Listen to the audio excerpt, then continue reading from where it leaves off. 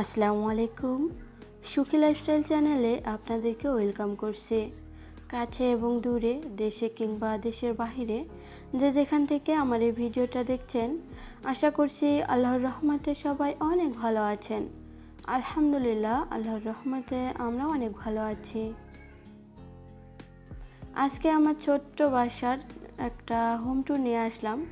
তো ভাড়া বাসায় আমি আমার ছোট্ট বাসাটাকে কিভাবে মনের মতো করে সাজিয়ে গুছিয়ে রাখি সেটাই আপনাদের সাথে আজকে শেয়ার করব। আশা করছি যারা নিম্ন মধ্যবিত্ত আছেন বা গরিব আছেন তারা একটু হলেও আইডিয়া পাবেন আমার এই ভিডিওটা থেকে।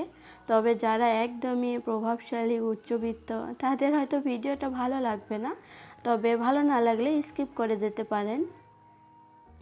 মেন গেট খুলেই প্রথমে এই চোখের সামনে পড়ে আমার বাসার ড্রয়িং রুম। তো ড্রয়িং রুমটাকে কিভাবে সাজিয়ে গুছিয়ে রেখেছি সেটাই একটু আপনাদের সাথে শেয়ার করতেছি। তো আমার এই তো একটা সোফা সেট, সেটাই মূলত ড্রয়িং রুমে রেখেছি। আর ছোট্ট একটা ড্রয়িং রুম, এর চেয়ে বেশি কিছু আর রাখা যাচ্ছে না। তবে এই তো যতটুকু জায়গা খালি আছে সে জায়গাটুকুতে আমি একটা ফ্লোর সিটিং করে জায়গাটাকে কভার করে নিয়েছি, আর দেখতেও সুন্দর লাগতেছে।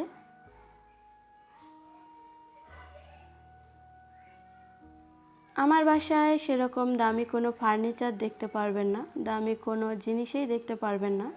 যা আছে সব কম দামি বা নর্মাল। তবে আমার কাছে এগুলো আমার সব থেকে ভালো লাগা বা ভালোবাসার জিনিস, কারণ এগুলো আমি ভালো লাগা ভালোবাসা থেকেই কিনেছি, আমার শখ এবং সাধ্যের মধ্য থেকেই। আর এই হচ্ছে আমার ছোট্ট একটা ডাইনিং স্পেস। তবে ডাইনিং স্পেসের এই খালি ওয়ালটাকে আমি এভাবেই সাজিয়ে নিয়েছি। এখানে একটা শু র্যাক রাখলে ভালো লাগবে, তবে ওই যে ভাড়া বাসা, চাইলেও সব কিছু মনের মতো করে গুছাতে পারি না। মনে করি ওটা না কিনলেও চলবে, এই জন্য কেনা হচ্ছে না। তাই ছেলের ছোট্ট একটা বাইক দিয়ে এই জায়গাটাকে সাজিয়ে নিয়েছি। আমাদের তিনজনের জন্য এই ছোট্ট ডাইনিং টেবিলটাই একদম পারফেক্ট। ডাইনিংটা হচ্ছে এমন একটা জায়গা যেখানে শত কর্মব্যস্ততার মাঝখানেও ব্রেকফাস্ট কিংবা লাঞ্চ কিংবা ডিনারে আমরা একসাথে হতে পারি। তো এই জায়গাটাকেও একটু আমার মনের মতো করে সাজিয়ে গুছিয়ে রাখার চেষ্টা করেছি আমার সাধ্য অনুযায়ী।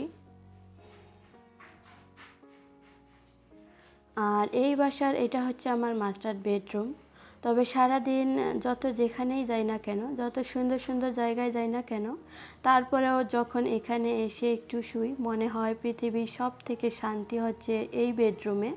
তো আমার মনে হয় প্রত্যেকেই এরকম একটা ব্যাপার থাকে, যেখানেই যাক না কেন নিজের বেডরুমের শান্তি আলাদা। তবে আমার এই বেডরুমটাকেও গাছ এবং আর্টিফিশিয়াল ফ্লাওয়ার বা আর্টিফিশিয়াল গাছ দিয়ে সাজিয়ে গুছিয়ে নিয়েছি, সাথে আমার কিছু হাতে তৈরি করা জিনিস দিয়ে সাজিয়েছি। হয়তো আপনারা একটু খেয়াল করলে দেখতেই পারবেন কী কী আছে এখানে, কী কী আমি তৈরি করেছি আর কী কী কেনা আছে, সব কিছুই বুঝতে পারবেন। তবে বিস্তারিত বলতে গেলে দেখা যাবে যে ভিডিওটা অনেকটাই বড় হয়ে গেছে।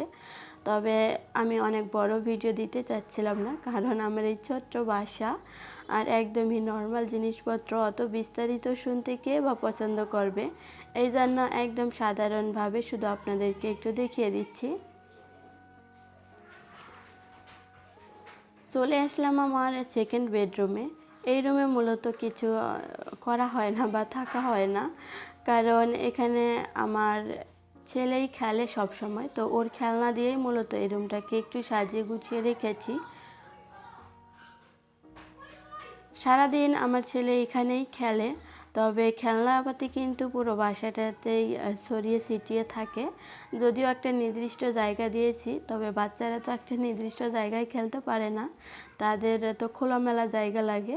তারপরেও শহরে দেখা যায় ছোট্ট একটা বাসার মধ্যেই বাচ্চারা বন্দি থেকে বড় হয়ে ওঠে। তো তারপরেও এই একটা নির্দিষ্ট জায়গা দেওয়ার চেষ্টা করেছি আমার ছেলেকে।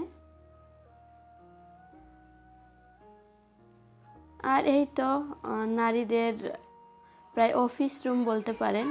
তো আমি আমার অফিস রুমটাকে কীভাবে সাজিয়ে গুছিয়ে নিয়েছি সেটাই একটু আপনাদের সাথে শেয়ার করতেছি।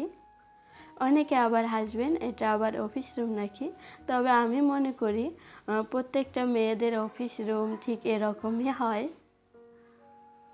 তো আমি আমার অফিস রুমটাকেও মনের মতো করে সাজিয়ে নিয়েছি, কারণ মেয়েদের এই অফিস রুমেই প্রায় অনেকটা সময় কেটে যায়। তো এই রুমটাকেও একটু মনের মতো করে সাজানো প্রয়োজন। তবে আমার এই কিচেনে একদম সিম্পল আর প্রয়োজনীয় জিনিসপাতি আছে, বেশি কিছু রাখিনি। এটা পরিষ্কার করারও একটু ঝামেলা, প্লাস অত কিছু আমার নেই। তো সব মিলিয়ে একদম সাধারণ একটা কিচেন। তবে এখানে কাজ করে আমি অনেক আরাম পাই, কারণ এখানে আমার সুযোগ সুবিধা এবং প্রয়োজন মতো সব কিছু গুছিয়ে নিয়েছি, প্লাস আমার শখ এবং সাধ্যের মধ্যে। পুরো ভিডিও জুড়ে হয়তো আমি এই কথাগুলোই বললাম যে আমি আমার শখ এবং সাধ্যের মধ্যে গুছিয়েছি। তবে এসব বলতে বলতেই আজকের ভিডিওটা শেষ করছি। আল্লাহ হাফেজ, আসসালামু আলাইকুম।